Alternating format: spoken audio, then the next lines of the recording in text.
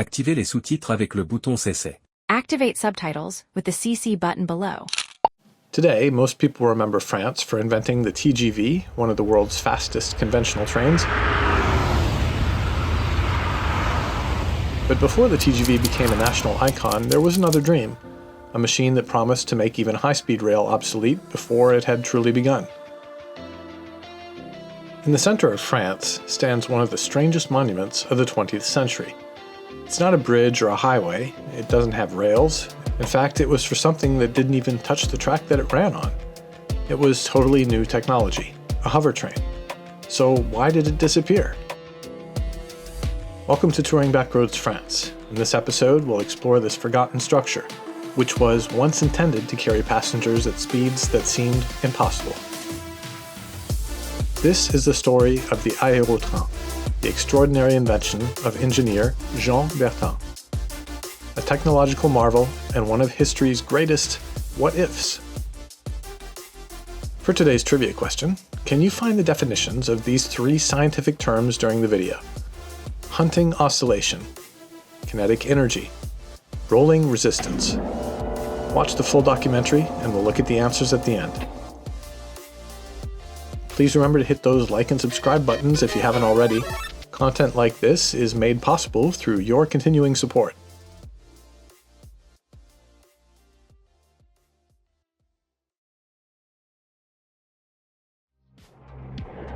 The French have already built the Aérotrain, designed to reduce the running friction problems of wheeled trains by doing away with the wheels.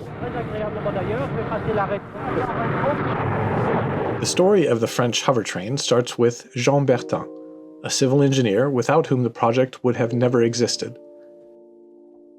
Born in 1917 at the height of the First World War, he had witnessed profound changes in France and Europe throughout his life.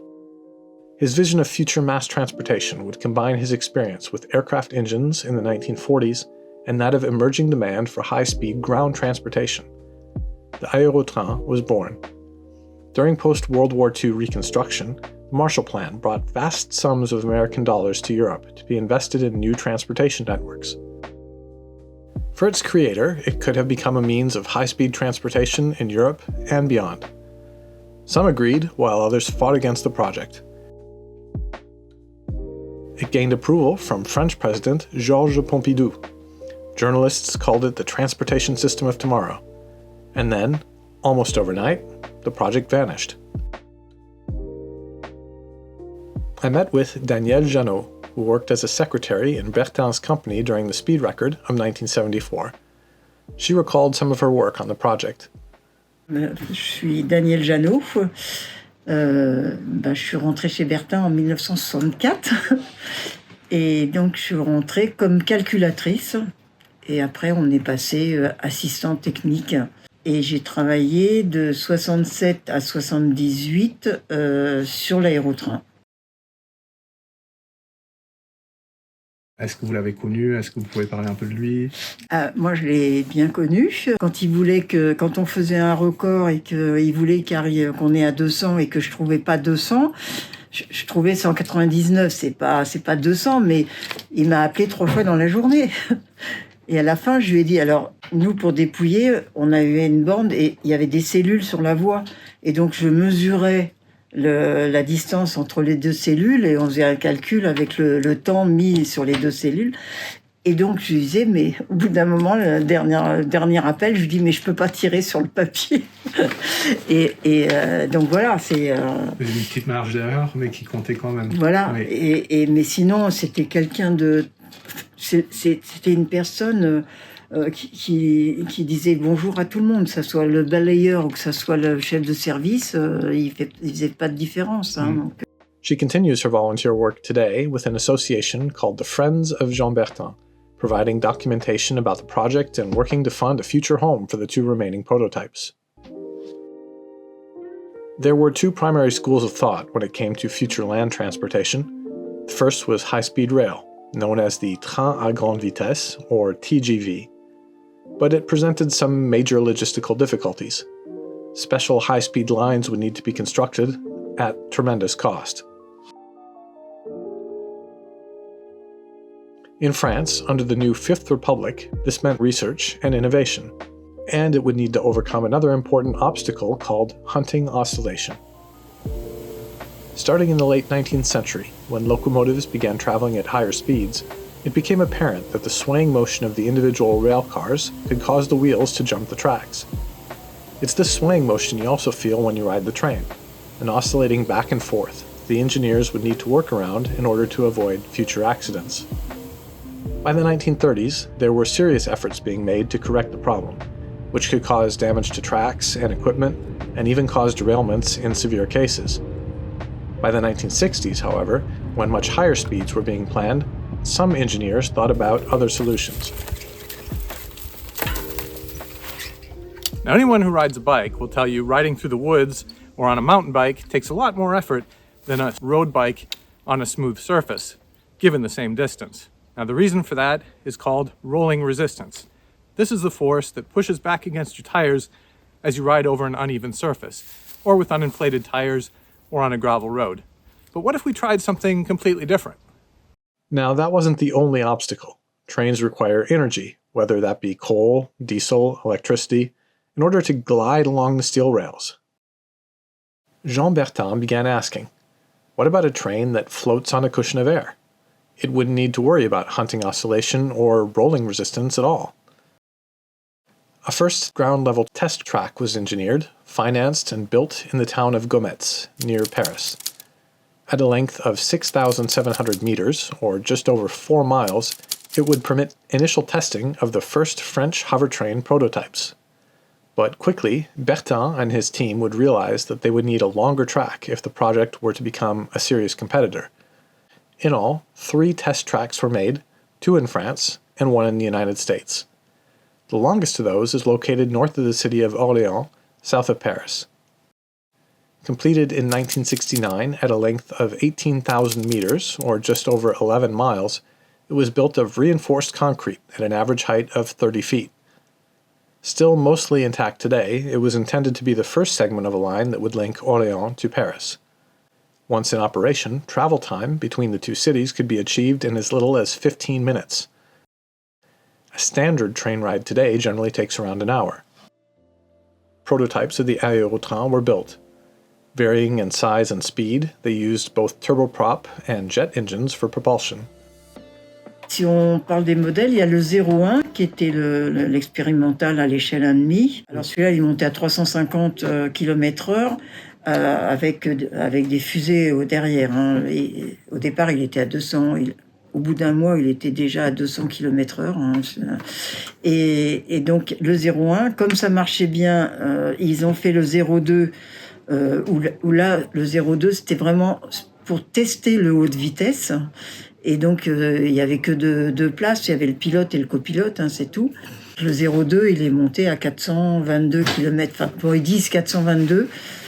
Et à Gometz, il y a eu un rail qui a été fait pour... on a un aérotrain qui s'appelle le S44, qui veut dire suburbain 44 places. Le berceau des aérotrains, c'est Gometz-la-Ville. Hein. C'est là où ça a commencé, où on avait une voie de 6 km 700, et c'est là qu'on a fait tous les essais avec le pilote. C'est moi qui dépouillais les bandes. On dit plutôt 428, mais partout c'est marqué 422. Donc sur la voie de 6 km 700, et qui était à moteur linéaire. Alors celui-là, il montait à 200 km/h.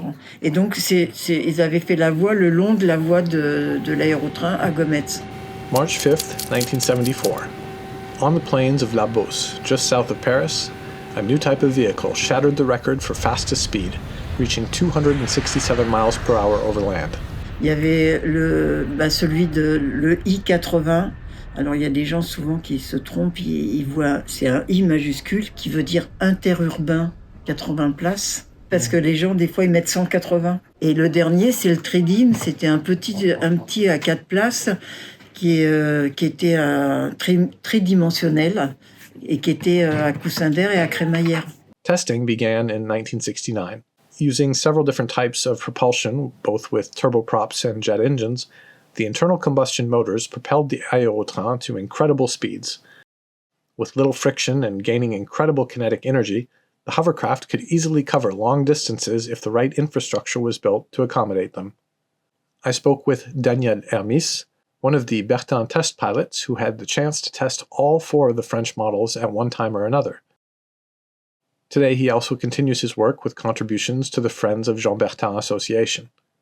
Alors, moi, je suis le seul pilote, il y en a eu 4, à avoir piloté toutes les machines dans toutes les versions. J'ai piloté le 01, version hélice et version réacteur. J'ai piloté évidemment le 02, et puis après l'Orléans dans les 2 versions. Cette transition, cette expérience d'avoir les 2 propulsions, quels sont vos souvenirs de ça? Alors, c'est vrai que dans la version hélice, très sincèrement, le véhicule était d'un confort exceptionnel et d'une stabilité exceptionnelle. On avait la manette à fond, mais on faisait 300 km/h. C'est vrai qu'on avait envie d'aller beaucoup plus vite. Vous voyez, vous êtes en voiture, à une certaine vitesse, vous sentez qu'il faut pas aller plus vite, quoi. C'est au niveau stabilité. Mais là, c'était pas le cas. Et même dans la version, quand on est passé en version réacteur, bon, on faisait du 400 km/h, mais très sincèrement, on avait encore envie d'aller plus vite. Mais bon, 18 km, c'est court pour faire des pointes de vitesse. Donc, à votre estimation, avec le réacteur, avec une voie plus longue, vous aurez pu atteindre des vitesses beaucoup plus importantes. Ah oui, mais il aurait fallu même, si vous voulez, mais Jean Bertin est décédé en 75 et ça a tout fichu par terre parce que même si le projet a été arrêté en 74, le projet Cergy-Pontoise à Défense, Jean Bertin, il aurait voulu qu'on aille plus vite. On aurait mis des fusées d'appoint derrière pour faire des pointes de 500 km/h. Ça aurait été superbe. Moi, personnellement, j'ai battu. Vous savez que le record officiel, ça doit être 428 ou 430. Mais moi, avec un vent arrière, j'ai fait 450 à l'heure. Bon, ça n'a pas été homologué, bien sûr, mais ça avait été enregistré. With high velocity and much lighter mass than an average train, the kinetic energy of the Aérotrain could be calculated using this formula. Kinetic energy equals 1/2 times mass times velocity squared. Politically, several major events occurred in France in the mid-70s that put an abrupt end to the project. After breaking the land speed record just 2 months earlier and benefiting from the financial support of the French government under Georges Pompidou, the Aérotrain project had to contend with the election of a new president, Valéry Giscard d'Estaing, in May of 1974. En 1974, il y a eu l'élection de Giscard d'Estaing. Oui. Par contre, ça avait déjà été voté en 1971. Et Giscard, à ce moment-là, était ministre des Finances et prenait déjà des cas de fer pour faire ça. Et du coup, ça a permis aussi aux détracteurs, pendant 3 ans, là, d'essayer de descendre l'Aérotrain. Et en 74, ça a été 71, ça a été signé. 74, on a reçu l'argent. On n'avait encore pas reçu l'argent. Et quand on a reçu l'argent, moi, je suis partie calculer les coussins d'air pour la ligne d'Aérotrain qui avait été choisie, qui était Cergy-La Défense, qui n'était pas effectivement une bonne ligne. Bertin l'a prise parce que c'était un début, mais c'est pas du tout ça qu'il voulait. Et cette ligne-là, en définitive, tous les maires des communes où ça passait voulaient qu'il s'arrête.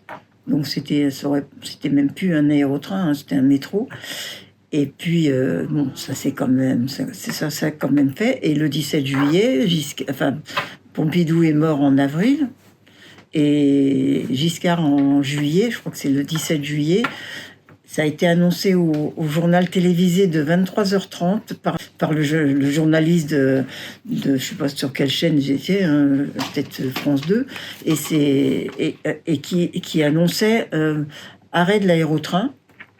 J'étais en train de repasser, moi je me suis arrêtée et là on s'accroche parce qu'il vous dit la ligne était mal choisie, c'est vrai, sauf qu'il continue en disant ça aurait été bien Orly-Roissy. Et Bertin, il se battait pour Orly-Roissy. Now, Giscard d'Estaing had been supported by the rail lobby and faced the aftermath of the oil crisis in 1973. The new high-speed lines would be electric, and France was investing heavily in nuclear power in order to reduce its reliance on fossil fuels. The hovertrain used thermal combustion and was becoming a direct competitor to the TGV. Meanwhile, Bertin and his team would cater to an international crowd. Test runs would welcome groups from the United States, Japan, or other countries in Western Europe. The technology caught the eye of one company in Los Angeles, where, in secret Cold War coordination with the United States government, a prototype was built in the United States.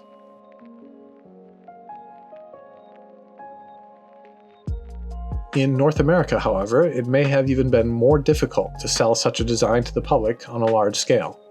Competition from airlines became fierce in the 1970s, and the diminishing rail network already had to contend with the nationalization of passenger service into Amtrak in 1971.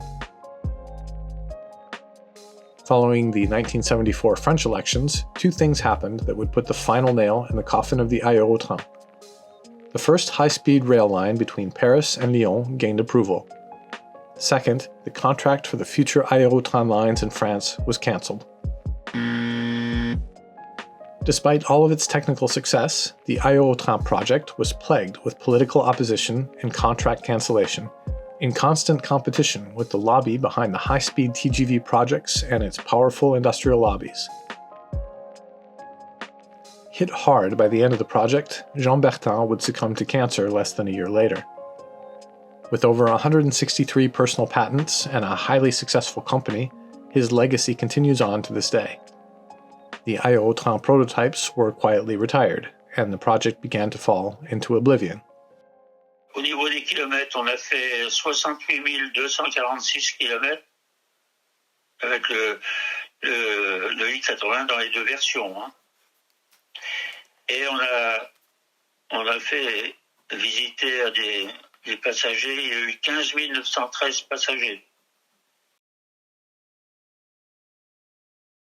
Perhaps its revolutionary technologies were too much to accept at the time, but it did have a number of drawbacks, despite its unique technical innovations. One major advantage of high-speed rail is that it could be included in the already existing rail network, combining lines built over 100 years ago to newly constructed routes. The trains could carry more passengers, use existing stations, and upgrade existing technology platforms. Many years later, however, some in France still wonder if the Aérotrain could have been such a threat to certain industries that somebody would have wanted to sabotage it. On July 17, 1991, the S-44 prototype, sitting in a hangar, was completely destroyed in a fire. Le S-44, c'est vraiment un incendie pas volontaire du tout. Hein. C'est des gamins qui jouaient dedans et ils ont mis le feu. Enfin bon. The origins of the 1991 fire remain unclear. Most likely arson or juvenile negligence, the S-44 had lain dormant for years in the hangar, becoming subject to pillage and vandalism. Michel Guérin was the mayor of the nearby town of Siren from 1977 to 2010 at the southernmost stop on the test track. After the 1991 fire of the S-44, he began to organize the relocation of the remaining I-80 prototype and have it transferred to a museum for future use. His sustained efforts would fall short by only a day. Le problème, c'est qu'il y avait une alarme, enfin une vidéo surveillance, sauf que tous les oiseaux qui passaient, ils déclenchaient l'alarme et les gendarmes étaient sans arrêt en train de venir et il n'y avait rien. Donc du coup, ils ont enlevé l'alarme. On the 22nd of March, 1992, the I-80 prototype that held the record in 1974 was also engulfed in flames in this hangar in Chevilly. Doused with fuel and set ablaze, this second fire left no doubts about the criminal intentions behind it. Par contre, en 92, il y a eu... ce qui s'est passé, c'est que le maire de Saran, qui vient de décéder d'ailleurs, Michel Guérin, et qui était à la CNCF, mais qui était un fou amoureux de l'aérotrain, a proposé de faire un musée à Saran pour y mettre l'aérotrain.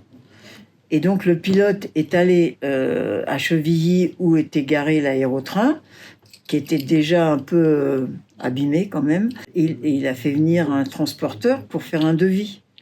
Et le transporteur, il n'a rien trouvé de mieux que de mettre sur le journal qu'il allait transporter l'aérotrain pour le mettre dans un musée. Et quelques jours après, je crois que c'est 2 jours après, il a été aspergé de kérosène. Il y avait 10 points de départ de feu. Et comme c'est de l'alu, ben, il a fondu, quoi.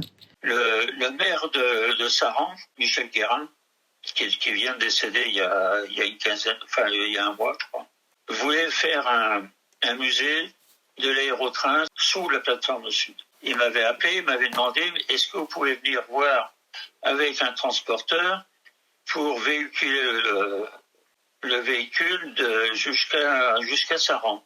Bah, j'ai dit, pas de problème. Bon, je me suis déplacé, j'ai vu le transporteur, je lui ai expliqué comment transporter l'aérotrain sur une poutre de transport.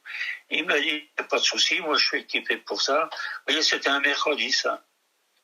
Le jeudi, il avait un article sur le journal local, comment il s'appelle, le journal d'Orléans, je ne sais plus. La République du Centre. La République du Centre. Je vais transporter l'aérotrain. Et dans la nuit de samedi à dimanche suivant, on y mettait le feu. An investigation was launched, but never resolved. No guilty party was ever identified. The remains of the prototype and the hangar were disposed of in 1997. As of 2026, the 2 remaining prototypes are guarded by the French Army and remain off-limits to the public. It is interesting to note that these 2 survivors, known as the Aérotrain 1 and the Aérotrain 2, are subscale models. The only 2 full-scale prototypes were destroyed, perhaps both intentionally so. One has to wonder what threat they represented in order to motivate anyone to destroy them. The line itself is in remarkably good shape for its age, demonstrating one of the advantages of the hovertrain system. Requiring almost no maintenance when compared to standard railroad tracks, the high-quality concrete used in construction has proved so expensive to demolish that it has just quietly been left as a reminder of the project. Only 2 small segments have been destroyed as of 2026, one for construction of a nearby highway, and the other due to an oversized farm vehicle that unintentionally collided with the structure. Today, debate continues over what could have been. As French railways continue to invest extraordinary amounts of cash into high-speed rail projects, freight and secondary lines sit unused and abandoned throughout the country. Et donc, pendant 3 mois, on a fait ce qu'on appelle l'endurance du véhicule. Il fallait qu'on n'ait pas d'incident majeur pendant 3 mois. Et ça, c'est la SNCF qui vous a imposé ça? Oui. D'accord. Et alors, ils nous surveillaient. Oui. Bah alors, ça, c'est sûr que c'est une question intéressante. Alors, comment est-ce que c'était possible qu'ils avaient ce pouvoir, en fait, sur le déroulement des essais Moi, je pense que c'est l'État qui avait imposé cela. Hein. Et est-ce que vous avez l'impression que c'était vraiment dans une demande de sécurité, de vérification, ou est-ce que vous avez plus le sentiment d'une contrainte, en fait, en concurrence avec le train? Moi, j'ai toujours pris ça comme une concurrence, mais si vous voulez, la personne qui était chargée de surveiller, elle était superbement gentille. Elle comprenait nos soucis qui pouvaient arriver. Et il n'y avait aucun problème. Ça se passait très bien. Mais j'ai vu un de ses rapports après, mais longtemps après, il avait dénigré l'aérotrain. C'était pas croyable. Alors que il montait, pendant la période d'endurance, il montait tous les jours avec nous. Hein. Il était très ravi. Alors, j'ai pas bien compris. A hovertrain project seems like the distant past or a utopic future, but it remains ever present in the minds of many people in France. Nonetheless, it's a story that is not finished. The Friends of Jean Bertin continue to participate at expos and conventions, preserve documents and artifacts, and strive to obtain a proper museum to dignify the memory of the French Aérotrain. Clearly, the project has never really completely left the public eye, with its place in the 21st century. As recently as 2020, there have been efforts to revive the project and possibly reopen the test track near Orléans to tourists. The answer to today's trivia questions, if you caught the explanations throughout this episode, are hunting oscillation, the phenomenon of train wheels on a track moving at high speed that can cause a derailment, which had to be overcome to make high-speed rail possible.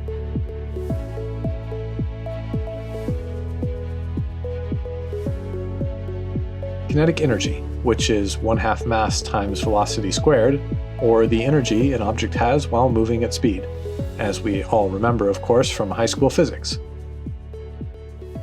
And finally, rolling resistance, or the friction generated by a wheel moving over a surface. The rougher the surface, the more friction, and thus rolling resistance. If you enjoyed this episode or learned something new, please consider a free subscription to the channel if you haven't already. YouTube can be a great platform for this type of content if you help out the algorithm with a like or a comment. Also, consider a browser application with ad blocking if this does become an issue. If you have any questions about that, drop me a comment. As this channel continues to grow and approach new levels of subscribers, I will adapt this content appropriately. In future episodes, we'll continue to explore more history from the Middle Ages and the Knights Templar, research the fascinating history of narrow-gauge railways in Charente, and visit more towns in Nouvelle-Aquitaine. As always, history comes alive only when we relive it.